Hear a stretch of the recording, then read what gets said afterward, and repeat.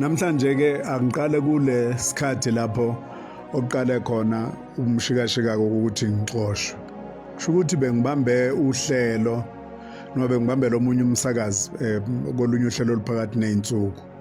Ngithi mangiliqeda nje sengihamba ke ngithi ngisemotweni ngithola i-call eqhamuka ku-producer walolu hlelo ekade ngilwenza. Hayi umphathi omkhulu uyangibiza, angiphuthumeke nami. Ngifika ke kumphathi omkhulu uhleli yedwa nje useboardroom lapha ahleli khona. Abese yangitshela ukuthi empeleni bengafanele nami ngabe ungenile lapha yanohlelweni. Ngoba manje sine pressure yabantu eninabo kuleli business lenu noma kule company yenu. Kathi ke ngizwe nje ususe emoyeni nakhona ngengacabanga ukuthi ngikhiphe emoyeni ngabe ngathi hayi awuthi ngikiyeke usaliqedela uhlelo. Ngoba uthe uma uqala nje emoyeni lo munye walabo abantu okuyena kosibangela ke pressure kakhulu ukuthi khishwa emoyeni nokuthi nje uxoshwe. Nele wakuzwa nje wavele amabombo wabhekisa la emsakazweni samtshela ukuthi hayi kulungile zokhuluma nami ngabe liphela uhlelo ukhona ke la emsakazweni. Kodwa ke engizokutshela kona manje ukuthi abesebeka incwadi la phambi kwami ukuthi incwadi yokumsuspenda leyo athi lapha esikhona ke manje ukusho ukuthi we will unschedule you. Ulimi ke lo lapha emsakazweni olusuke lisho ukuthi uyasuspendwa noma uyamiswa emsebenzini. Kusho ukuthi ke ngimiswa ngenxa ye pressure ekhozwa phakathi kwabanye yilo muntu athi ukhona la emsakazweni. Ngiyisayineke leyo letter abese ngitshela kumphathi omkhulu ukuthi hayi umtshelile ukuthi uzophinda ambize futhi. Ngempela ke bese yambiza amcele ukuthi akangena ingene lensizwa ngiyayazi nami futhi. Bese phendukela kuye ayayitshela ukuthi hayi sengimsuspendile ke. So ngeke usamuzwe emoyeni kodwa ke bese eyicela futhi lensizwa ukuthi ayichaze ukuthi kwenzekeni. Ayichazeke insizwa indaba ukuthi kwenzekeni bese buyela kumina ke abuzeke ukuthi ngizoyikhokhela nini lensizwa imali yayo. Khumbula ukuthi umphathi kahle kahle kulona udaba lokuspace sakhe lo akangena indawo kulolu daba kodwa ke phela ngoba umphathi kufanele ukuthi ngimphendule and ngenze commitment ke ukuthi ngizokwenza kanjani yipi indlela engizokwazi ukuthi ngihlele ngayo. Sama ngazwe nje ukuthi why bekubaluleke kangaka ukuthi umphathi atshele umuntu oyi-outsider ukuthi hayi usengimisile ke emsebenzini njengoba kade ngichazelile ukuthi ubekade ne-pressure eqhamuka kulo muntu ukuthi angimiswe emsebenzini. Kangiqala ukuzwa into enjalo. Hayi kuba ukuthi ke kuyahlukana-ke ngaleso sikhathi committee lokuthi hayi ngizokwenza luphi uhlelo nalensizwa hayi bese siyahamba ke siyahlukana. Nangilindeleke njengokujwayelekile phela ukuthi umuntu mangabe emisiwe emsebenzini uyabizwa whether ubizela ku-hearing noma kube khona okushiwoyo nje noma abuya noma kuthiwa akazochaza ukuthi kwenzekeni ayilutho. Kuthi enyangeni elandelayo hayi umphathi aphinda angifonele futhi angibize. Ngingazi-ke noma mhlawumbe ngize kwi-hearing. Mhlawumbe futhi ngingakuveza ukuthi enye into eyayingimangalisile ngimhla wayekade ngisuspenda ukuthi wayeyedwa. Akekho u-progress manager, oku-line manager phela, akukho u-HR, uye nje umphathi omkhulu yena yedwa. Well-ke sekunale nsizwa-ke sesibathathu la. Hayi mayengibiza emva kwesikhathi esingangenyanga bese ngiyaya hayi mangithi ngiyafika nje umphathi hayi angitshela ukuthi hayi kuzoba khona sizojoyina u-HR kodwa kuzomfaka kulayini ngoba wayesehhovisi elikhulu eJohannesburg. La yamfake ku-HR bese-ke ngethulela-ke indaba ezaba buhlungu kakhulu ukuthi hayi umsakazo sudecide ukuthi u-terminate i-contract with immediate effect. Ayisha benginikeza le ncwadi fanele ngiyisayineke phela. Hayi bese ngimtshela ukuthi hayi ngeke ngikwazi ukuyisayina ngizocela ukuthi ngiyisayine ngibuyise kusasa. Ayavume hayi kulungile abese-ke eya ku HR ambuza ukuthi kukhona yena angafisa ukukusho athi u-HR hayi akukho angakusho akukho angakuphawula ukuthi kulungile ukuthi yonke into right. Okay, hayi kuba ukuthi ke nami ngiyaphuma ke sengiphuma nayo leyo ncwadi sengixoshiwe ke njalo emsebenzini. No hearing, no meeting, no call. Akaze nje kwezi ngagcina ukuhlangana nomphathi omkhulu mhla wayenginikeza incwadi yokungisaspenda. Ngihlangana naye emhlanganweni wesibili uzokunikeza incwadi engixoshayo emsebenzini. Ngixoshelwa ikhampani ebithenga isikhathi la ekhaya. Akukho nolodwa usuku lapho leya khampani yakazwakala kulowa msakazo esikhathini ayingasithengile nolodwa.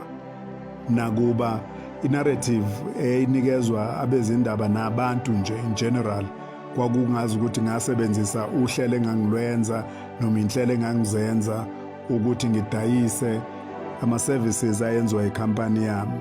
Kwakungelona iqiniso lokho and bayakwazi futhi lokho. Ngamanye amazwi wawungangena completely nje umsakazo ekuthenini wawungaze kufike ukuthi ungihlanganise nabantu bekhampani nebusiness engahlangani nomsakazo, okwakukuthi nje kuphela ibusiness ithenga isikhathi emsakazweni. And yes, ngiyingxenye yomsakazo kodwa ngiyi-independent contractor, and umuntu oyi-independent contractor banayo i-right ukuthi babe nenkampani noma bahwebe ngaphandle komsakazo as long as leyo nto ingenayo i-conflict of interest emsakazweni. Ngizoyibamba lana le ukuze ingabinde kakhulu, ngizoyibamba la. Ngizoqhubeka kwenye futhi elandelayo ngikutshela ukuthi kwenzekeni-ke makufanele ukuthi ngibuyise le ncwadi ngosuku olulandelayo.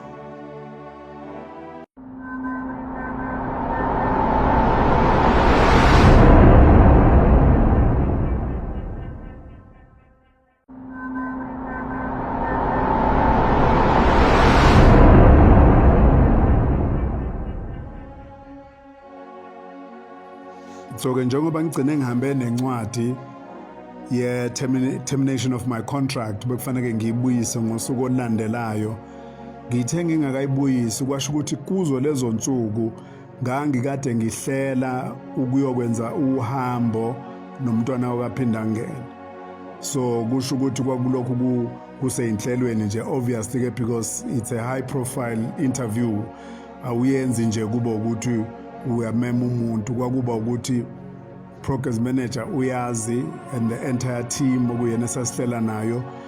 Kuba ukuthi ke ihhovisi likamntwana lalizoconfirma ukuthi umntwana uzoba available nini. Ngizothola ikholi ke ngosuku olulandela usuku engixoshwe ngalo ukuthi ilete ngicabanga ukuthi liwu secretary noma uPA kamntwana kaphinda ngene confirming ukuthi umntwana uzobe khona ekhaya kwaphinda ngene. So ke selukhona usuku kwakuzoba nje kuzo lezo nsuku. Phuthume ngitshela u-acting program manager ukuthi hey nali office likamntwana seliconfirmile ukuthi umntwana uzobe khona kwaphinda ngene, so singakwazi ukuthi sifike sizokwenza le interview because kwakuzoba i-interview ke engajwayelekile. Obviously intention yohambo ngikhumbula ukuthi bekusukubheka impilo yomuntu nje yonke, his evolution kuyona yonke into. Ungakhuluma ngecareer yakhe, ukukhula kwakhe, njalo njalo. Nomntwana akhe kwakuzoba ukuthi ubanzike umntwana, kodwa kwakuyoba ukuthi siyobona ukuthi kothatha isikhathi esingakanani, even if it means ukuthi iyadlula esikhathini esejwayelekile. Sizobuya nayo leyo information then siyigcine kuma-archives. Abesethu program manager, umphathi omkhulu usemhlanganweni kodwa ngizocela ukubuya kuwe ngikutshela ukuthi ithini impendulo yakhe. Obviously because angikufanele ukuthi mina ngibuyisele impendulo kulabayana okuyena abasihlelelayo ngale ekhaya kwaphinda ngene. Angisekho-ke mina ngithi sengixoshiwe, so kufanele ngithole iseluleko kubaphathi ukuthi ubanike okuyena abazomjuba ukuthi ayokwenza leyo interview. So ingabuyileke impendulo yokuthi ngiyothini kulabo bahle esihlela nabo ngale, besihlela nabo ngale ofisini likamntwana. Hayi, ngibone ukuthi umphathi uvele waphuma emhlanganweni wavele warelease i-media statement khumbula ukuthi incwadi angikakayibuyisi kushuthi akazange sangilinda-ke ukuthi ngiyibuyise wavele wakhipha i-media statement eshoyo ukuthi hayi sengixoshiwe emsebenzini wafaka i-announcement kwi-WhatsApp group yasemsebenzini ngeke ngikusho okuningi okwenzeka ngaleso sikhathi kodwa ngingasho nje ukuthi indlela eyatreateka ngayo yonke lento yokuxoshwa kwami usungayibona ukuthi ibi-unfair kangakanani ngenza nje u-live ku-Facebook ngalo lolo suku later ngalo lolo suku ngizama nokuthi ngingakuvezi ukulimala enginakho ukuphatheka kabe enginakho nokuquestion indlela yonke lento eyenzeke ngayo ngoba ngangifuna ukuyinikeza isikhathi ukuthi ngikwazi ukudila kahle ngiprocesse kahle yonke lento ngendlela eyenzeke ngakhona okwami nje ukuthi ngi-informe nikwazi ukuthola kumina ukuthi yes indeed hayi isiyehlukene-ke sesihlukene ngeyindlela nomsakazo obukade umqashile nikade ngiwusebenzele iminyaka emingaka futhi-ke ngingakaze ngitholakale nginephutha ekusebenzeni kwami in every day of my performance and every day of my business ekusakazeni kwami akukaze kube khona lapho kwatholakala ichashaza khona kodwa kwadinga ukuthi ngikwemukeleke ukuthi hayi nama kunjalo nakho lapho esikhona manje kusho ukuthi-ke bagcina bejube insizwa umfuka Njomani ukuthi kube uyena oyokwenza leya interview nomntana wakaphinda angene ngizoma lapho kwanamhlanje kulolo daba kunama-emails-ke engagcina ngiwathunyeliwe ayekade ekuveza ukuthi impela ubekade enepressure engakanani umphathi omkhulu kule nsizwa eyayifuna ukuthi ngikhishwe emoyeni ama-emails empeleni yayiwathumela usuku nosuku ukuthi kanti ngixoshwa nini amphendule futhi umphathi omkhulu every day le nsizwa isenda i-email izomphendula amtshela ukuthi ngicela ukuthi ubekezele kancane kufanele size sithole into ebambekayo sizokwazi ukuthi simxoshe sithi mangabe siba nesizathu ukuthi siyamxosha sithi nakho okubambekayo wehlale njalo-ke emphendula-ke kanjalo bephendulana kanjalo so-ke angazi-ke noma wagcina esitholile yini isizathu ngoba kimazange sishiwe isizathu ngaphandle kwalesi sizathu abasibhalayo angazi-ke noma isona sizathu esasanele yini kodwa umsakazo awuzange uphinde ukhulume nami lo ebengikuwona okuyiwona ebengisebenza kuwo inhlangano enkulu umsakazeli okuyona umqashi naye kazizi ngithumelele lutho emva kwalokho ngisho-ke insuku engangade ngiyisebenzile angikaze ngize ngiyikhokhelwe noma nginikezwe iholo lalezo nsuku akukaze kube khona i-communication nje kusukela ngaleso sikhathi and yingakho-ke sesifike lapho-ke manje njengoba ngike ngakuveza ukuthi isikhathi lesi sokuthi ayike sibamemele enkantolo asixabene nomsakazo ngiwuthanda kakhulu ngiwukhonzile kakhulu futhi management ekhona njengamanje ngiyayihlonipha kakhulu noma abanye babo ngingabazi kodwa abanye abaphethe njengamanje abantu engibaziyo futhi abantu engibaziyo ukuthi bamnene kangakanani angixabene futhi nawo umsakazeli womphakathi okuyena owumqashi akucatshenwe kodwa nje kuwukuthi lezi zinto engiyibalile inkantolo iyona engakwazi ukuthi isivezele nathi ukuthi cha yalusingatha kahle nomqashi walusingatha kahle lolu daba kuzokwazi ufika lapha engixoshwa khona njengoba ngisho nje ngithi akukho nengake ngakuthola emva kwalokho ngisho incwadi nje eshoyo ukuthi-ke mhlawumbe eqhamuka kwe-HR echazayo ukuthi imali yakho noma umholo wakho lobu kwey'nsuku obukade uyisebenzile zona uyoyithola kanjani akakaze ngize ngithole lutho kantolo kufanele ukuthi sichazele ukuthi hayi nakhona lapho futhi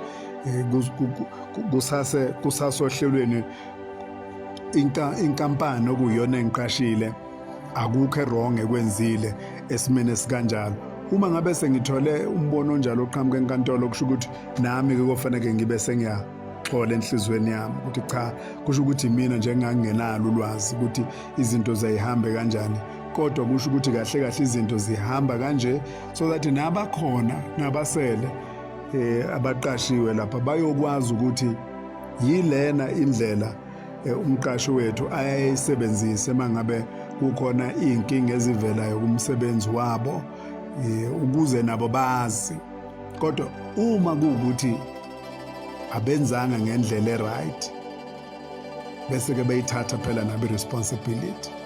So kakuliwa ukuthi nje kuphela ukuthi inkantolo iyakwazi yona ukulalela inhlangothi zombili ibisinikeza isinqumo ukuthi hayi Thelezi uhambe kahle konke, akukho kube wrong, xola ndoda, noma mqashi awuzange uhambise izinto ngendlela, take a responsibility.